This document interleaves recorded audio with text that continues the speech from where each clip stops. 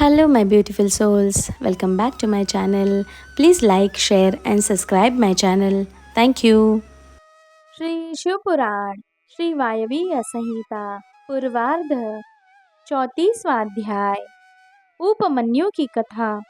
वायुदेव बोले, हे ऋषिगणों, बालक उपमन्यु रोते हुए भगवान शिव को ढूंढने लगा। उस समय वह भूख और प्यास से व्याकुल था।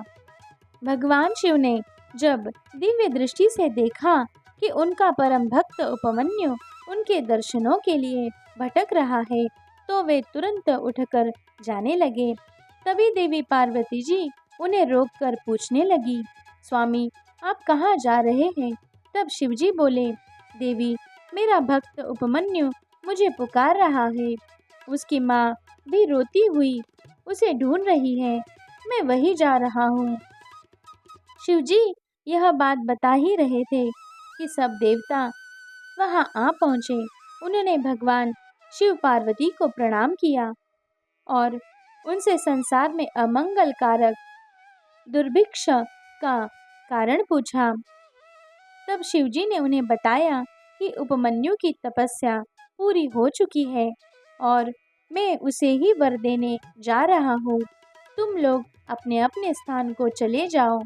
यह कहकर शिवजी देवराज इंद्र का रूप धारण करके ऐरावत हाथी पर सवार होकर बालक उपमन्यु के पास गए।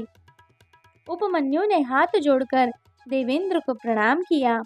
तब इंद्र के रूप में शिवजी बोले, बालक, हम तुम्हारे तप से प्रसन्न हैं। मांगो, क्या मांगना चाहते हो? उपमन्यु बोला, हे देवेंद्र, आप मुझे भगवान शिव में भक्ति और श्रद्धा प्रदान कीजिए। यह सुनकर इंद्र रूपी शिव जानबूझकर अपनी निंदा करने लगे। यह सुनकर बालक उपमन्यु को क्रोध आ गया और उसने उन्हें उसी वक्त वहां से चले जाने के लिए कहा।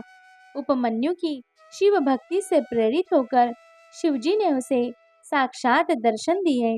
शिवजी को सामने पाकर उपमन्यु उनके चरणों में गिर पड़ा और उनकी स्तुति करने लगा। तब उसे गोद में लेकर शिवजी बोले, उपमन्यु, मैं तुम्हारी भक्ति से बहुत प्रसन्न हूँ। मेरी कृपा से तुम्हारे सभी कष्ट दूर हो जाएंगे। तुम्हारा परिवार धनी हो जाएगा तथा तुम्हें दूध, घी और शहद आदि वस्तुओं में कोई कमी नहीं रहेगी। फिर शिव पार्वती ने उपमन्यु को अविनाशी ब्रह्म विद्या रुद्धि सिद्धि प्रदान की और उन्हें पाशुपत व्रत का तत्व ज्ञान दिया और सदा यौवन संपन्न रहने का आशीर्वाद प्रदान किया।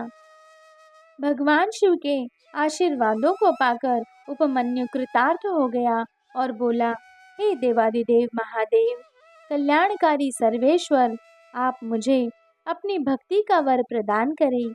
मेरी प्रीति आप में सदा बनी रहे। मैं संसार में आपकी भक्ति का ही प्रचार प्रसार करूं। शिवजी ने प्रसन्न होकर कहा, बालक, जैसा तुम चाहोगे वैसा ही होगा। तुम्हारी सभी कामनाएं पूर्ण होंगी। यह कहकर शिवजी देवी पार्वती सहित अंतर्धान हो गए और उपमन्यु प्रसन्नतापूर्वक घर लौट आया। श्री वायवीय संहिता पूर्वार्ध संपूर्ण।